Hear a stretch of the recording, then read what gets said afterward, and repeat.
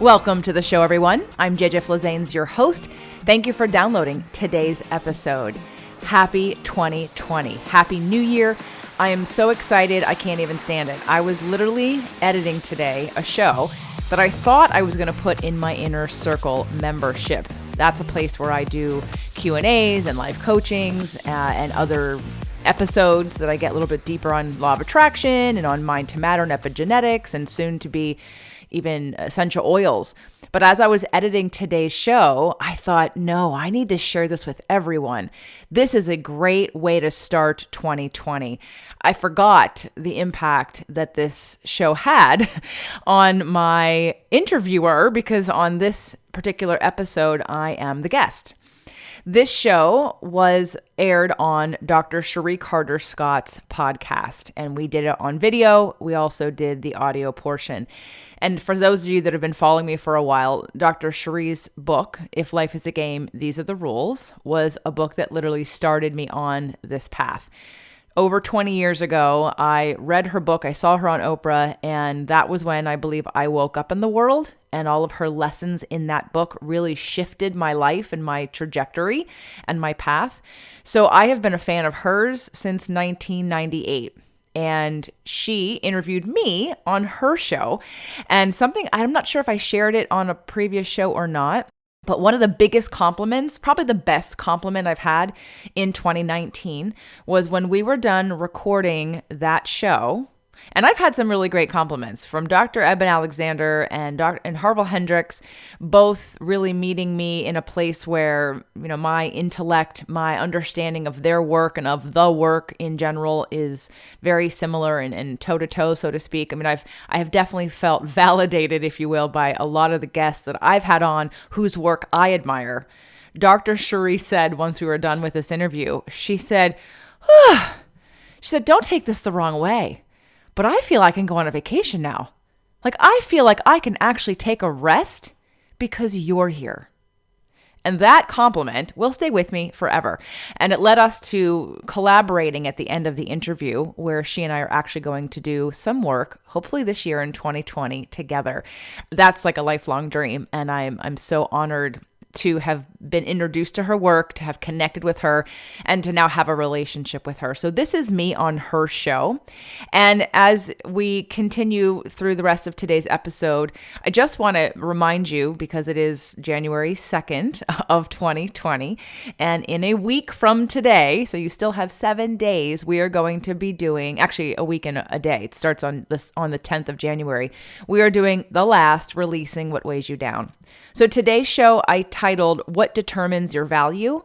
Because we talk a lot about my journey and how I help people and what people are missing and how the tools I've used can help people and how a lot of people who come to me value themselves based on their weight, how they look, how well they perform in a relationship, how much money they have.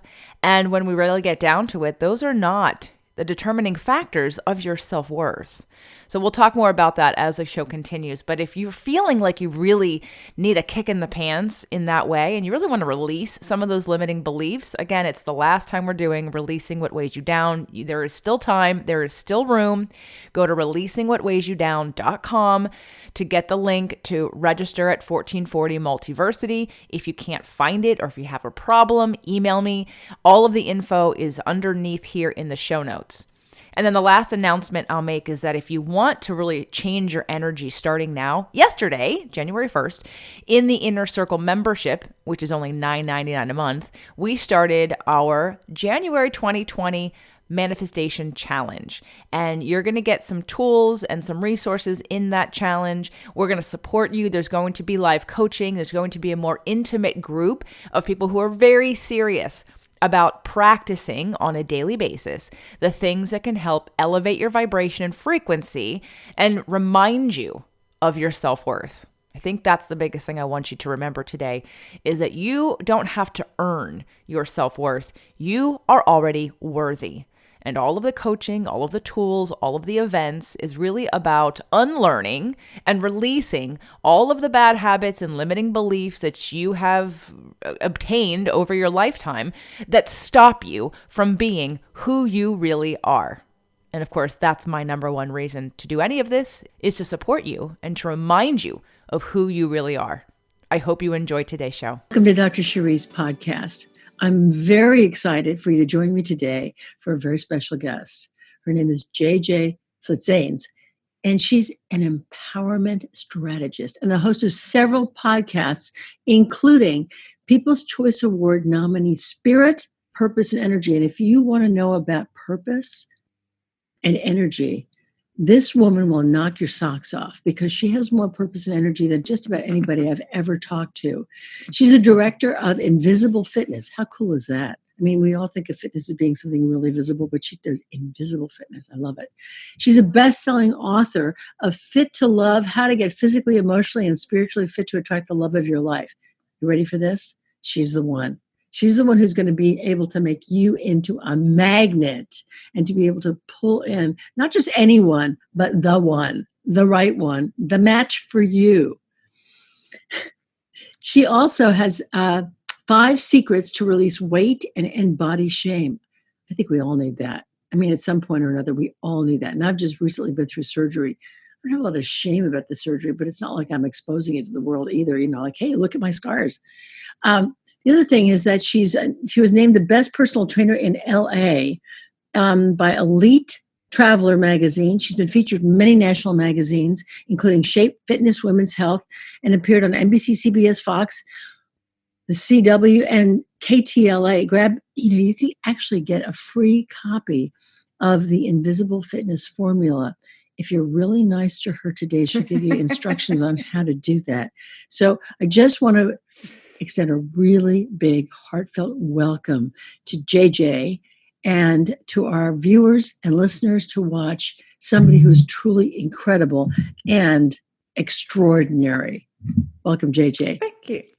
Thank you. Thank you, Dr. Chérie. Well, I love you. And so for you to say that about me, well, that's 20 years in the making. So thank you so much for helping me to get where I am, because it's definitely your work that did help spark this path that I'm on. Well, I'm appreciative of your very kind and generous and gracious words. And I want to start out by talking about your journey, because each one of us has a journey, and none of us popped out of the womb usually ready-made to say, this is what I'm going to do with my life. I'm really clear. I know why I'm here. And I think it's important to be able to unravel, where somebody came from and what were some of those moments that were illuminating or defining. So I want to kind of turn it over to you to be able to take us on the journey, and I'll interject every now and then. Okay. So the beginning of my journey started with you. I mean, in terms of the evolution of consciousness. Prior to that, I was an actress. I was in New York City. I was also a personal trainer, and I wasn't quite awake yet. I understood emotion. I understood looking at the world through different points of view from my acting background. On a personal training side, I was working with science and the science of the body, which honestly had given me my confidence. Prior to that, I didn't think I was very smart.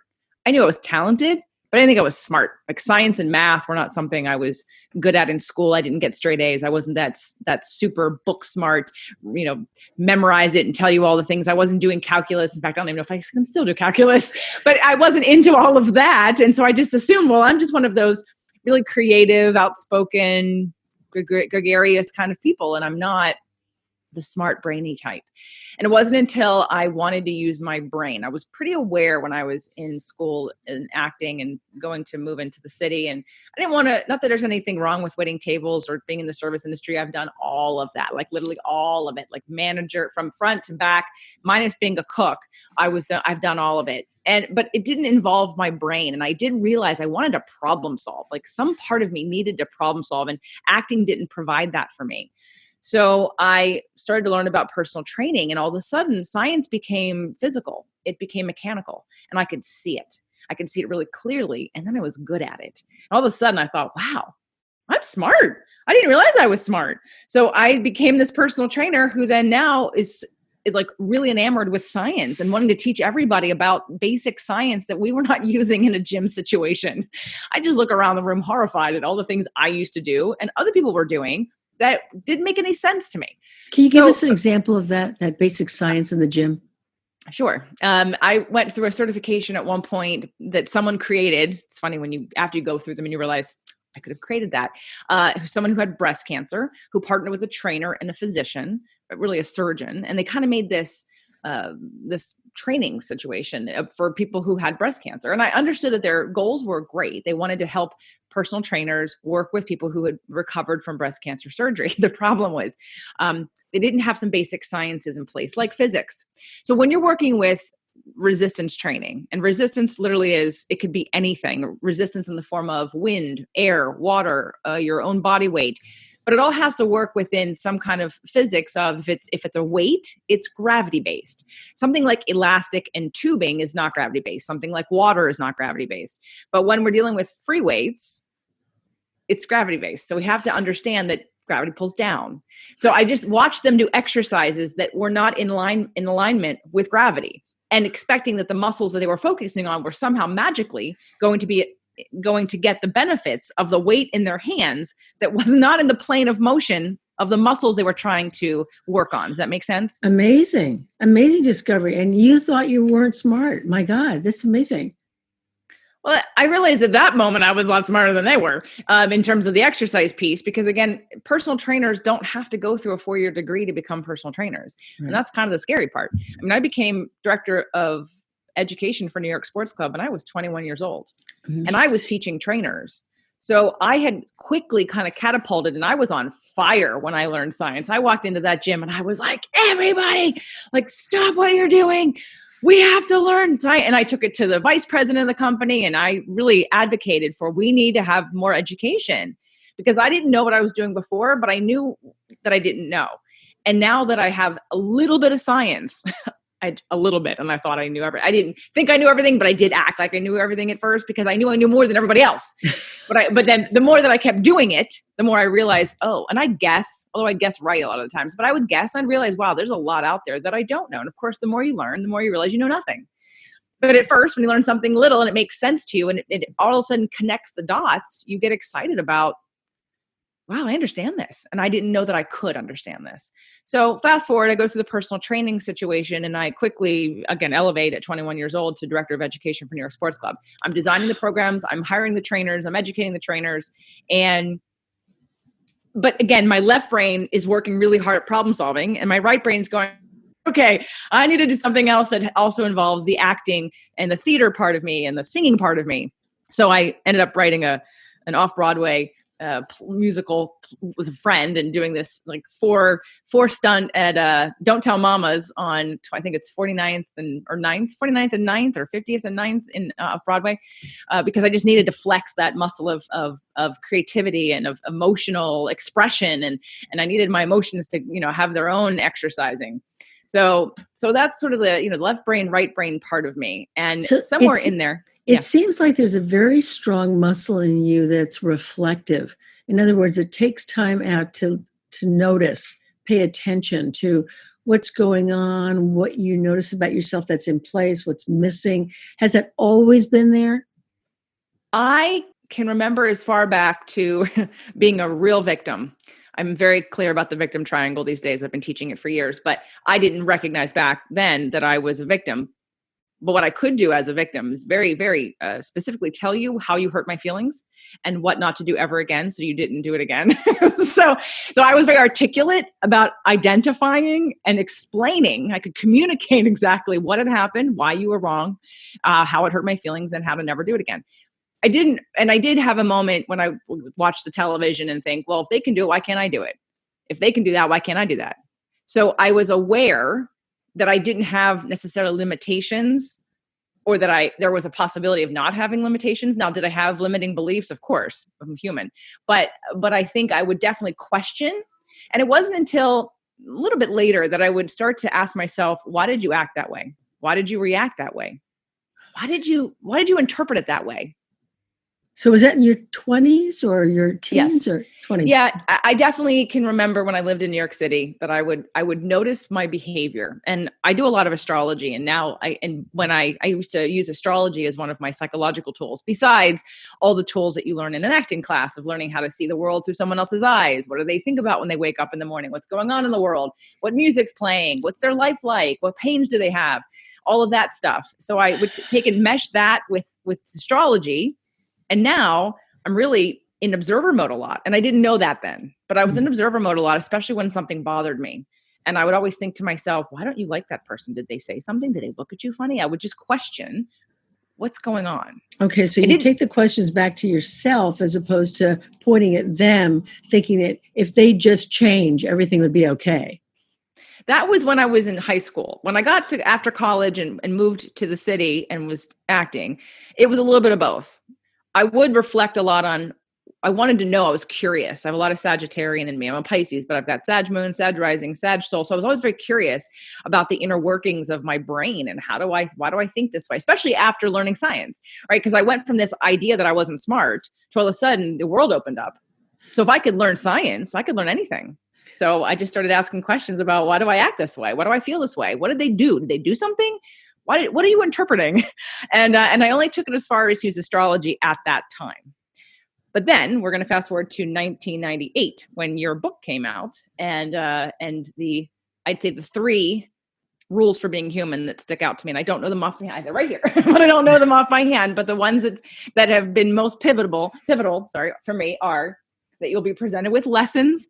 Lessons are repeated until they're learned, and everyone is a mirror for you. 7. Yep. Okay, so those 3 were like, wow. All of a sudden the world changed. Oh, wait, our lesson for me. So what is it about me?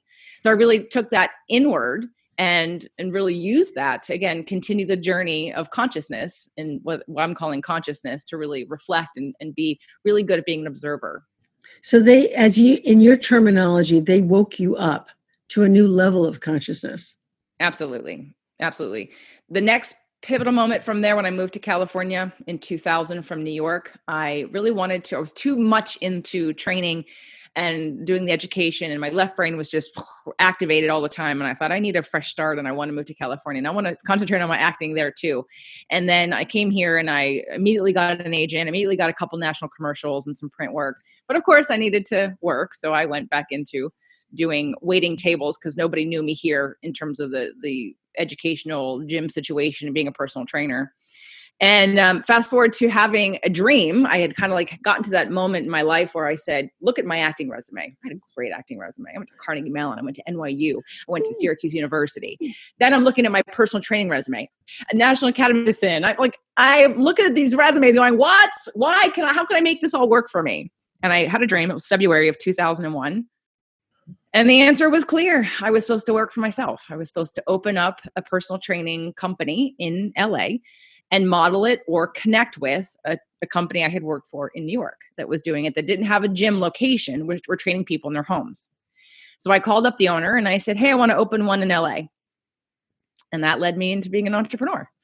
So as an entrepreneur, of course, when you're small potatoes and you're just starting and you're building your business, and remind you, I'm 3,000 miles away from anyone I really know. I know 3 people in this city. No one knows who I am. No one knows what I've done. I left New York on a high. I come to LA. I know really nobody, although I did have one client. And that was the client that bought me your book. That was the client that I saw your show with Oprah on that book. And so we both had copies of it, but she has it signed copy to me to gift it to me. So I have my first life coach. When I was personal training and networking and trying to get clients. And she was the first one to introduce me to Abraham Hicks, so Law of Attraction. And I remember I played that CD over and over. I was driving all around California working with clients, and I played that CD over and over again. The first time I ever heard, you are the creator of your own reality. Again, next level. All of a sudden I went, what? I'm the creator of my own reality? That means I can change it. Another wake-up call.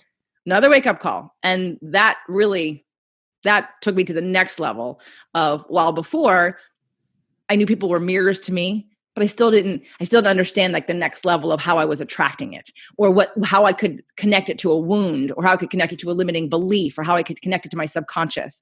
So when I got into the work of Abraham, and again, as a personal trainer, as you can tell, I didn't just stick with body sciences.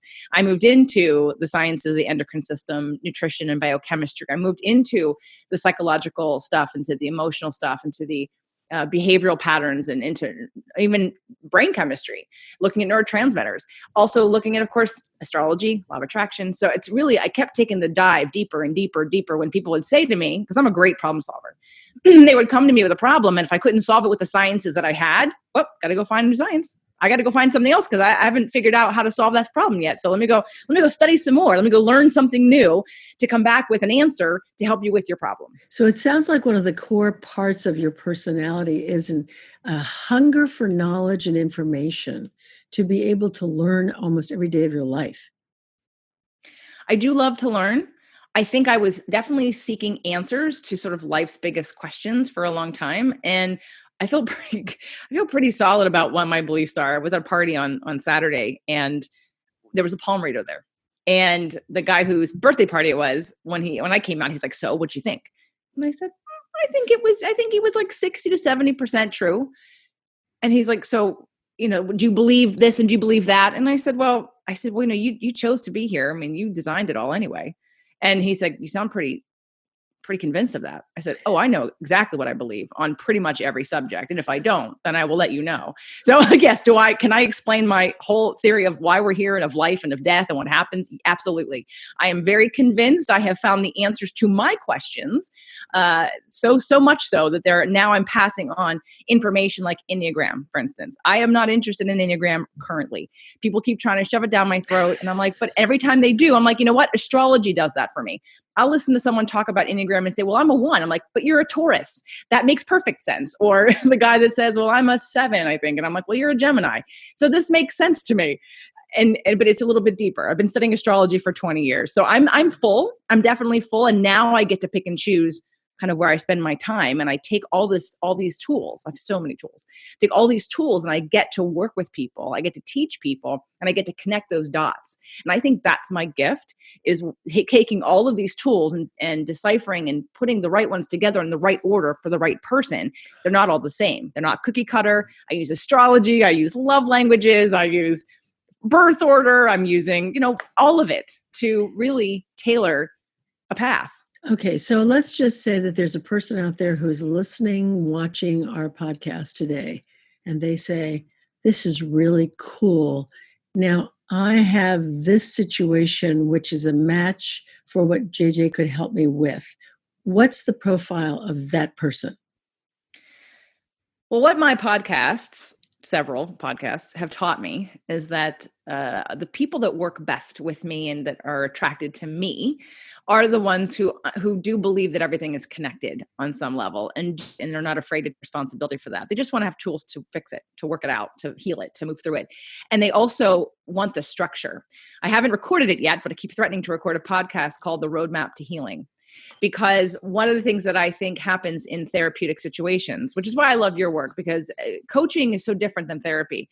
And I think the reason why people don't love therapy as much as I love coaching, or people love coaching, is because therapy, whether it's you're taught to have a specific way that you have to deal with a client, sometimes you're 5-6 sessions in, we still haven't had a breakthrough. There's nobody's feeling any better. We've just dug up a bunch of stuff we don't feel good about, and then we're walking away feeling worse or no better. And for a linear structured person or a man, they're thinking, how long is this going to take? When are we going to get somewhere? How long do I got to be here? How do I know when I've made it to the next level? So to me, with all the tools that I've scoured the earth to find and incorporate in the work that I'm doing, I'm like, there's a roadmap. Here's my roadmap. I'm going to show you the roadmap. It goes like this. Now, how long it takes you to get on those, to get through that path, well, that's depending on you. Sure. But to me, it's a very simple structure of a couple different tools that we can use to integrate how we communicate, how we see the world. What do we choose? How do we choose what's best for us? Like astrology lets me know when someone has no structure, they're all air, or they're all air and water. They need to find a way they have to commit, and possibly financially, to having some kind of structure in place, because without it, they'll fly away. It's not something they're good at. Okay. So Is it the person who has like a philosophical orientation to wanting to work with you to be able to connect the dots of their life and make sense of it all? Or is it somebody who has an issue that has to do with body shame or that they want to find their soulmate? So because I started on the personal training path and because a lot of people came to me for weight loss, again, it's been the discovery that question after question of why do you want to lose weight? Right. See, weight gain is a symptom, and it's food overeating and food addiction is just a way to numb feeling. So what is it we really want? That's where law of attraction kind of cut through all of it for me. The only reason we want anything we want is because we want to feel better. So we can feel better now and we can start to change those different situations. So I would say understanding that when you work with me, it's a commitment of looking at everything. Nothing's off limits because everything is connected.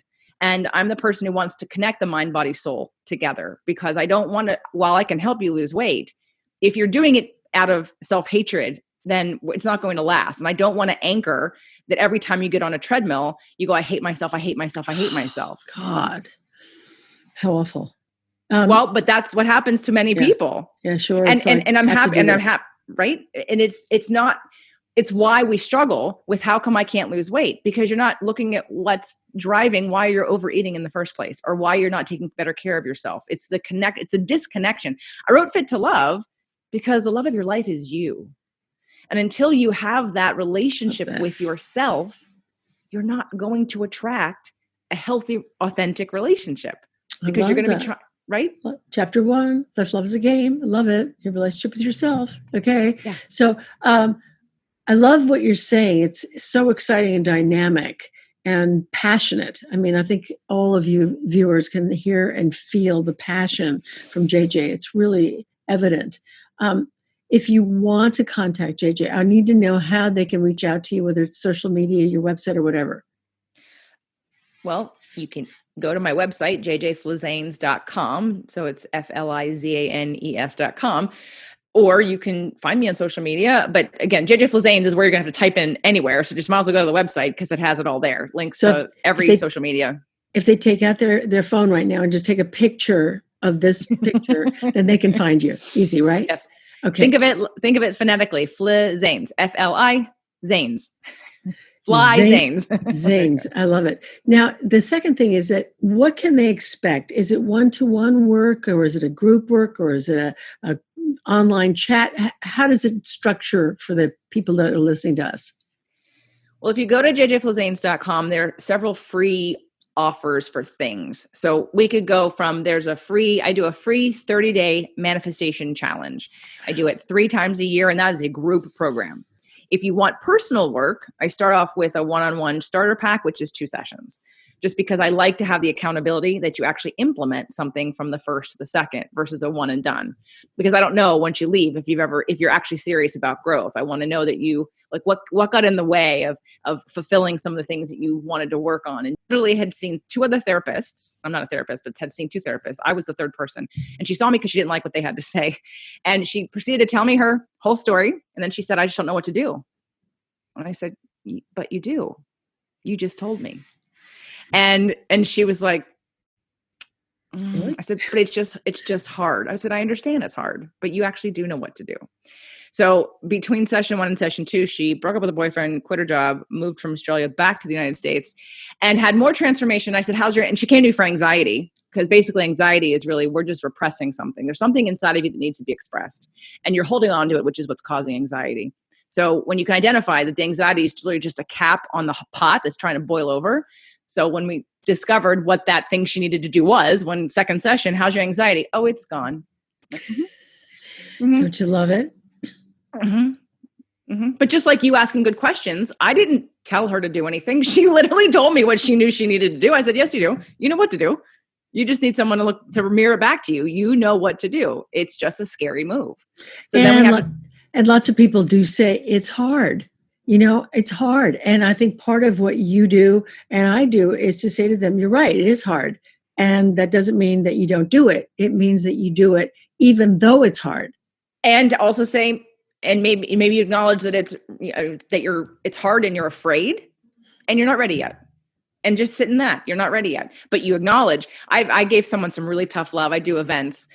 in my next event's in January. It's called Releasing What Weighs You Down. It's the third time we're doing it. Very powerful event. But my last event was called the Manifestation Bootcamp. And one of my very dear clients, who's a listener and in everything I do, she's in every program I have. And she's been a private client, and she had a little meltdown, and I gave her some tough love. But it was in the moment that I realized the habit and pattern that she had that so many people have is that we stay in confusion as a shield because we don't want to look in the mirror to say, I do know what to do. I'm just afraid. And I said, I love you, giving you a lot of tough love right now, but you got to get out of this. You do know what you need to do next, but you keep saying, oh, I don't know what to do. I don't know what to do. And this is going on forever, and it's sabotaging you moving forward in any way. And it's okay to not be ready, but don't lie to yourself any longer. One of the things I said last weekend in our coach training is I said, when people say, I don't know, what it really translates into, I don't want to know. Because if I do know, then I have to do something about it. So I don't know is a safety zone on the fence that actually creates a buffer called, I don't know what to do. I don't know what, and actually they do, but it's that permission that you give them to tell the truth at a deeper level without just the smokescreen. Mm-hmm. Mm-hmm. I think it's powerful. It was in that moment, I really didn't recognize it because, I'm always learning. Like when someone brings a problem and you use your tools, and you get to a place where you've seen the pattern long enough. And some of it is intellectual observation, but some of it's just intuition. And in that moment, I just got into this deep, because we were in a circle, we were in a very closed, intimate circle. And I was like, and I got it and I delivered it. And it wasn't comfortable for her at all, but it created a breakthrough for both her and me. And for now, even people on the podcast that listen to the show, because I said something about that and someone said, whoa, you're speaking to me right now. So I think it's an issue. I always talk about addiction.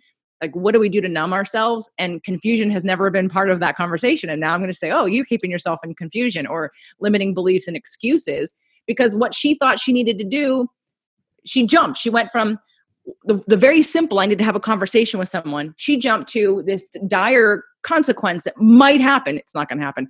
And she freaked out about that, which kept her in this space, right? So for me, working with me, obviously, is the looking under the hood. I had to get out of the fitness industry as a whole because the depth wasn't there. The truth wasn't there. Why are we, because addiction, people can be addicted to how they look.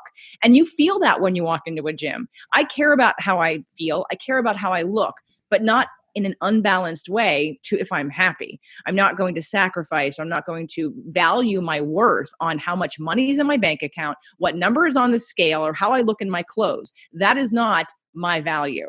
But too many people attach their value to those things. Let me just say that one more time, because I think that's what you just said is profound.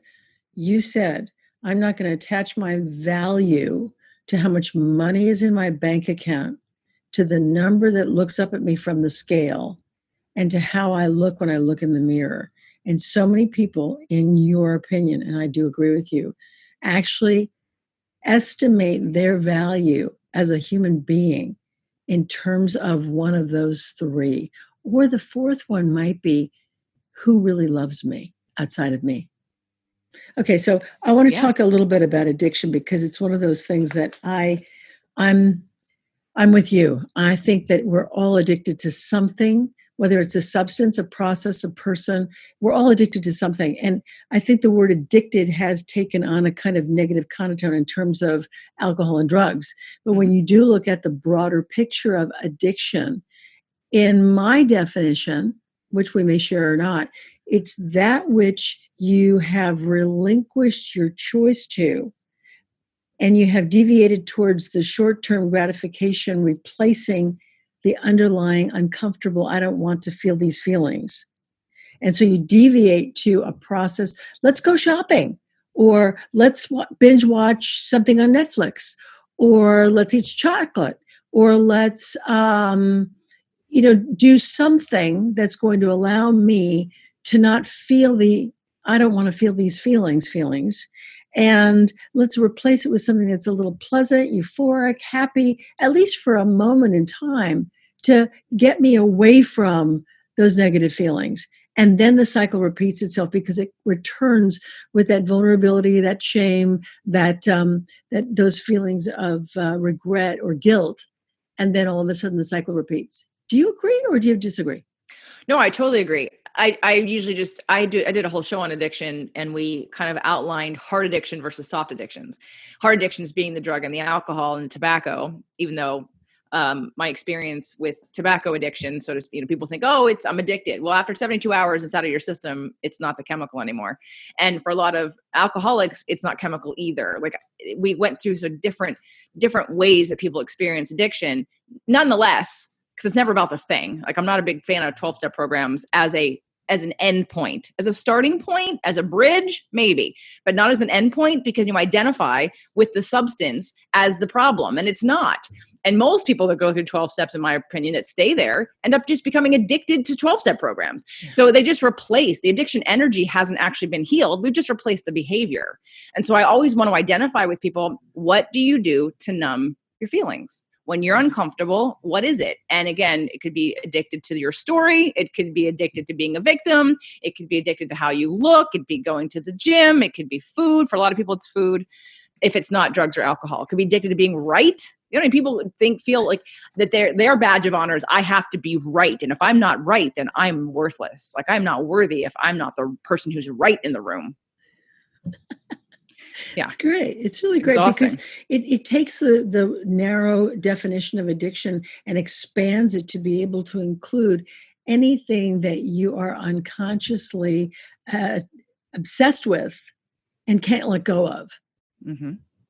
And I think that that's a really important thing for us all to look at. I mean, whether it's sugar, caffeine, chocolate, food in general, or shopping, sex, gaming, going online, even social media, people tend to put something in place that allows them to distract and divert their attention away from the real issue. Mm-hmm.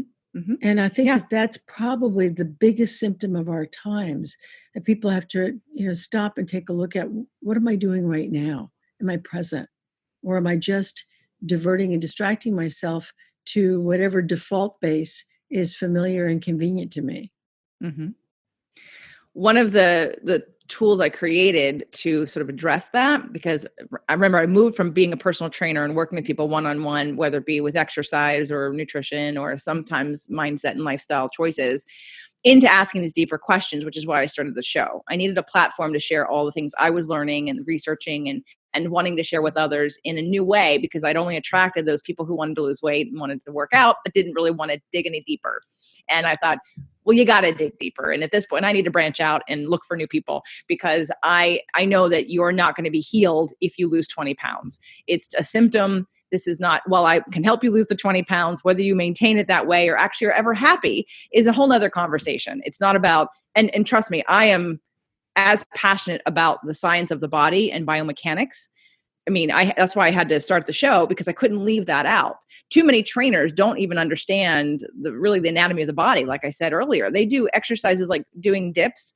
Anyway, I do a whole thing on dips, like if you were to go to your car door and open your car door and look at the hinge between the door and the car.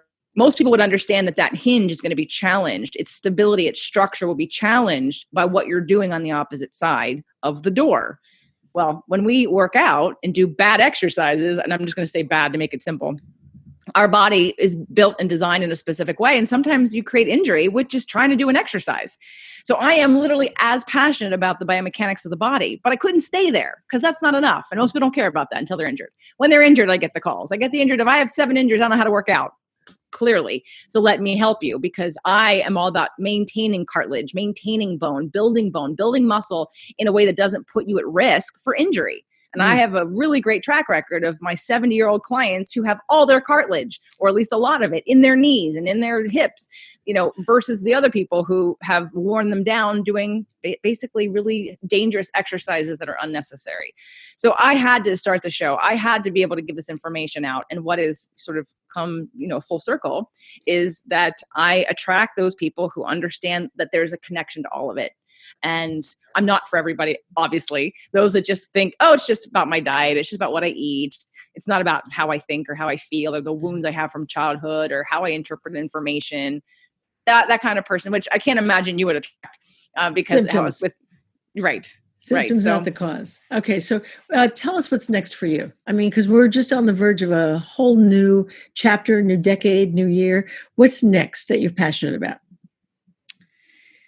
So because I gave myself permission to do the show, and then that led to permission to branch out into 6 shows, which then gave me the feedback from the world and the universe that I'm on track when I incorporate law of attraction and speak to those people first.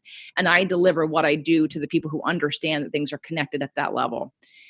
I created my live events. I gave myself permission. It took me a little while. I padded it with other people, other speakers for the first couple, like more than me. And I could tell I was hiding because I wasn't yet ready to claim. And then when I finally claimed and I thought, oh, here I am. And I don't care what anyone has to say. I'll take the criticism. This is what I'm good at. And this is what I do. And I don't really want you don't need to validate me. I need to validate me. When I got to that level, and I've been using certain, again, tools.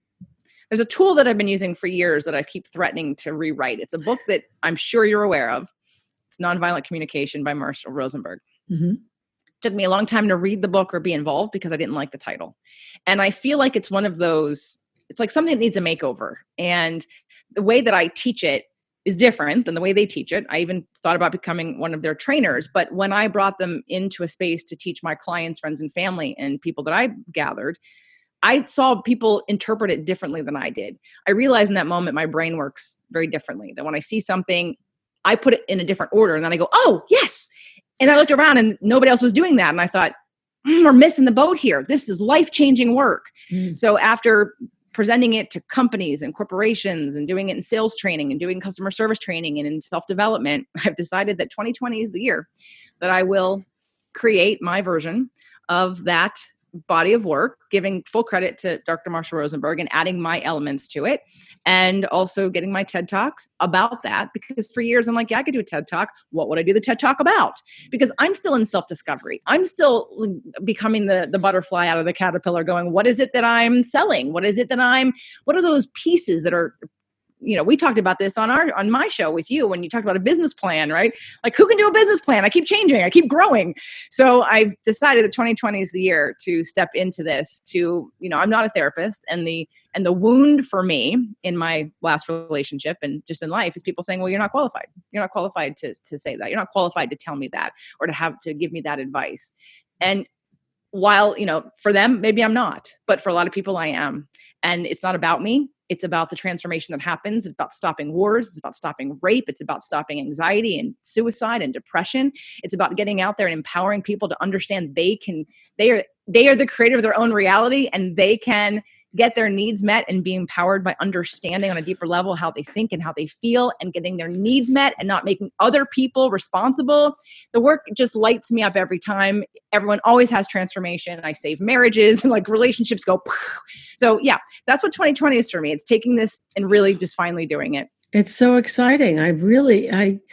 I'm almost speechless, and that doesn't happen very often. But I'd like for people to notice, number 1, your passion. Number 2, your purpose. Number 3, your indefatigable energy. And that you are a bridge to people who are stuck in a place where they don't really connect the dots. And when they come to you, what you do is you allow them to have permission to connect the dots of their life, to see it from a different perspective, that they are the creator of their own reality, that they can manifest the life that they want. And in fact, if you're ready, willing, and able to jumpstart your life, and you want to have someone who's not going to put up with the reasons, reach out to JJ. She is a powerhouse, and she will give you tough love if you need it. And she's there to support you in this next challenge, whatever it happens to be. How's that? Thank you. Thank you. That's amazing. Coming from you, that's amazing. And can you tell that I just kind of cut to the chase? I'm not, I guess I did tell you in the tough love part. And I always make sure, I ask them, do you feel my love for you? And they're like, yes. I'm like, okay, just make sure that you feel my love for you. This is not is not a judgment. This is not a guilt trip. This is not a shaming. This is about a breaking through some of that really tough limiting beliefs that you've protected yourself with because you're afraid. Well, we're all afraid. I'm afraid every day. And sometimes when I do something new, and I get, I've worked through all those negative reviews that you get. And when you stand, the bigger you get, the more people that don't like you. And I'm okay with that because I know what it's about. I know when I trigger someone that I've triggered something inside of them they don't want to look at. And so they want to make it about me. And it isn't about me because I don't know them. So, okay. So what's the advice that you want to leave our listeners and viewers with today? No matter what the issue is you're facing, it's there to serve you. It's there to crack you open. And if you can be in a process with whatever it is that you're dealing with and know that it's just like on the hero's journey, it's one of the steps on the hero's journey.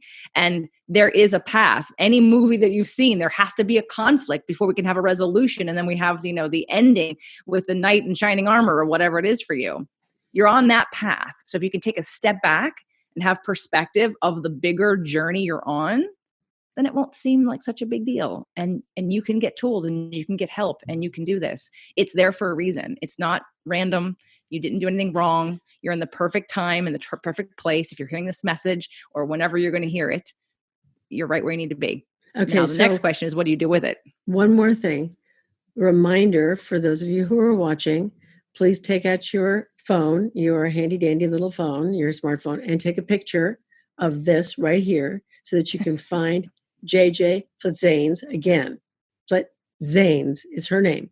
And you can find her at her website, which is probably the best place to go and get some of the wonderful freebies that she's offering. And she's incredibly generous. So go there, claim your gifts, and launch your journey. I want to say a huge thank you to JJ for joining us today because you are an inspiration. You make a difference in the world. And anybody who comes in contact with you, their life will be changed for the better, the more positive aspects forever. So thank you for doing the work that you're doing. Thank you so much for all of our listeners and viewers out there who are gifted because you've chosen to align and to follow your passion, your purpose, and your power. Thank you so much, JJ.